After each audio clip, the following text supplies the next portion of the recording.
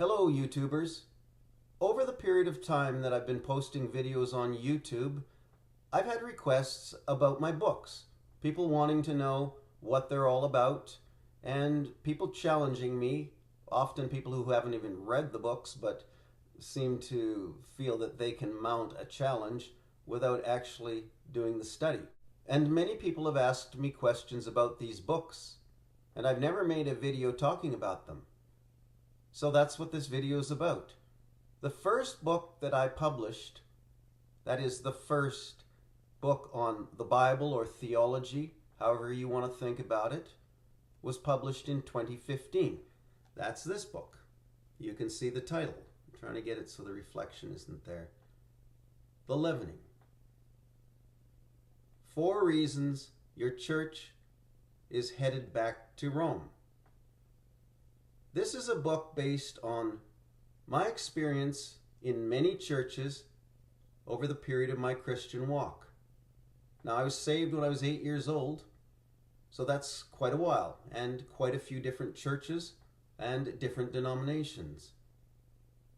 And I observed 4 common leavens that seemed to show up in every church that I noticed was going off the skids, that was becoming ritualistic or compromising in doctrine and practice.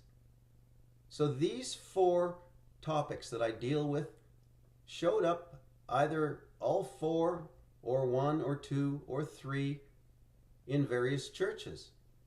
And I saw a common denominator.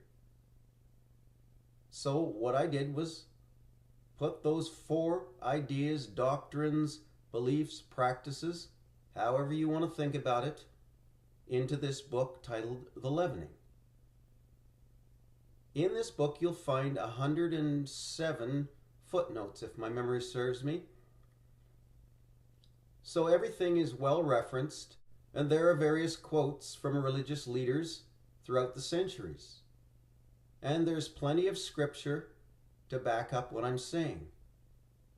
And so anybody who is interested in knowing why their church is lukewarm, and you may have that feeling as you sit in your church and you go through the same motions week after week, and occasionally you have the thought, is this the right thing to be doing?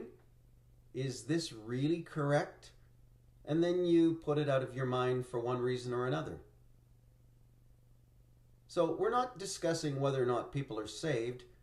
It's whether or not the church is being leavened. And if we really think the churches are not being leavened, then we need to study the doctrines of Satan. Because surely he is up to leavening the churches. That should be a given. And the Bible teaches he is. So this book lays that out very orderly and succinctly with strong arguments. That was published in 2015.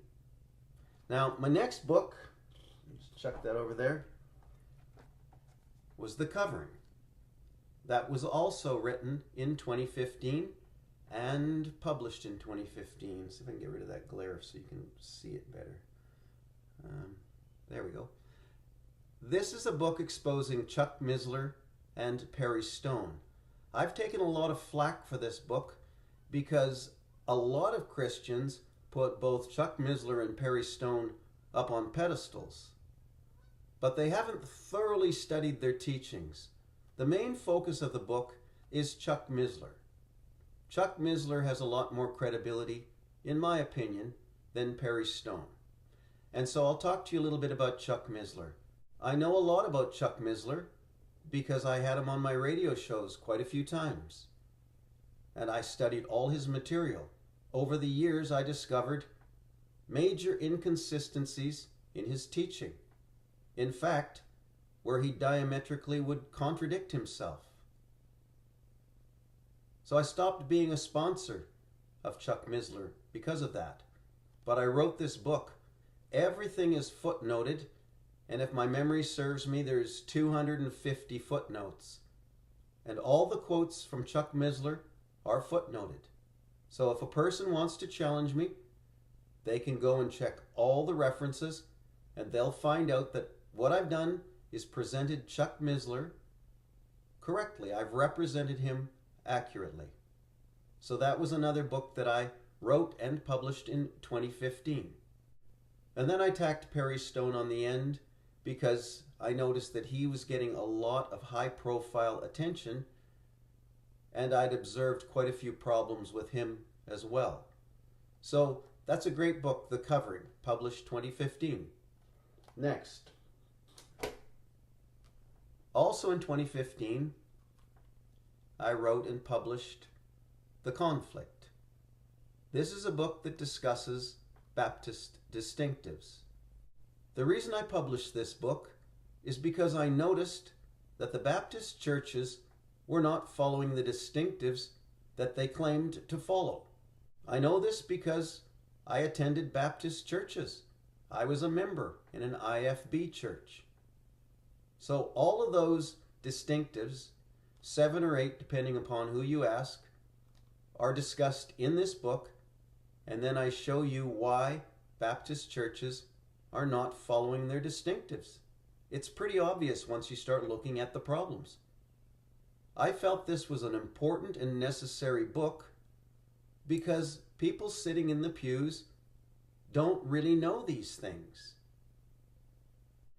Then I wrote 6 smaller books comparing the leading Bible translations with the King James Bible. These books explain all the major problems with the doctrines taught in the leading Bible translations, and I show you why the King James Bible contains no compromises in doctrine, while the modern Bible translations have many compromises. Originally, this was going to be one book, but I realized it would be too long, so I broke it up into 6 smaller books. And I cover the ISV, International Standard Version, the problems with it, and I show you the correct doctrine in the King James Bible. This ISV is the Bible that Chuck Missler ended up promoting. And when you read my book, The Covering, if you choose to read it, I get into the details of this ISV Bible. So you might be interested in that. Next is the Authorized King James Version versus the ESV, the English Standard Version. Again, pointing out the problems in the ESV. This also was published in 2015. And then I wrote the Authorized King James Version comparing to the NASB, North American Standard Bible. Same problems, same compromises. Then I wrote the Authorized King James Version compared to the RSV, Revised Standard Version. Again, pointing out all the doctrinal compromises that are contained in that Bible. Also in 2015, I wrote this little book comparing the Holman Christian Standard Bible to the Authorized King James Bible. And again, highlighting the problems. And then I did the NIV. The NIV is a very popular Bible, and many people swear by it. But most of them don't know where the problems are. So I thought it was important to bring that forward, to let people know where the compromises are. And so those 6 booklets were designed for a very specific purpose. Primarily, I wrote these books for people who already know this issue, people who know what the problem is. And there are many people who know, but they don't have a resource to hand to people, something that's affordable but lays out all the major problems in these Bibles.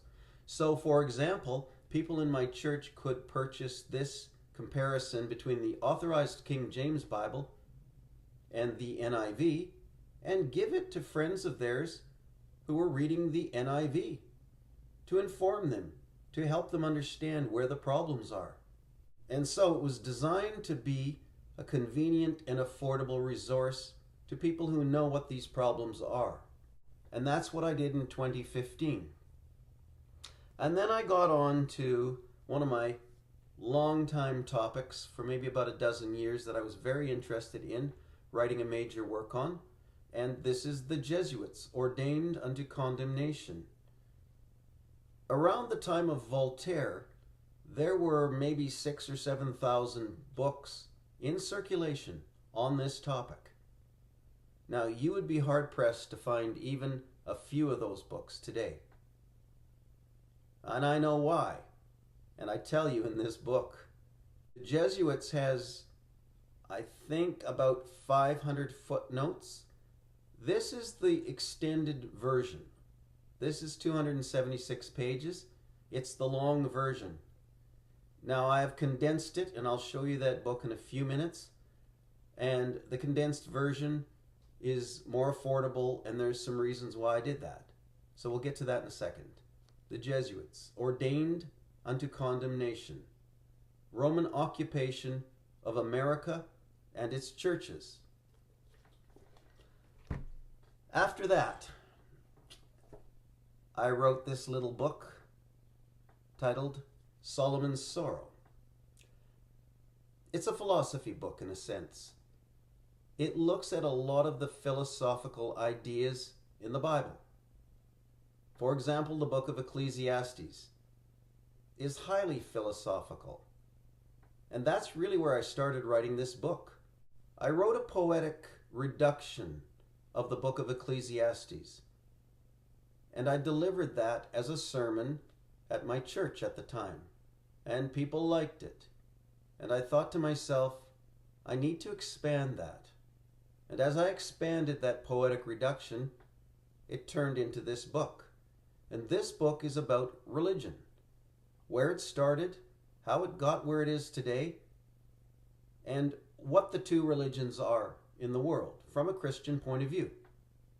From a Christian point of view, there are only two religions. There's Christianity, and then there's all the rest. It's about that simple.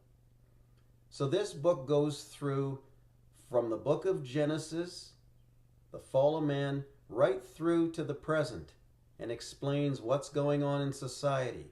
And I don't know if you can see the subtitle, The Way Things Are.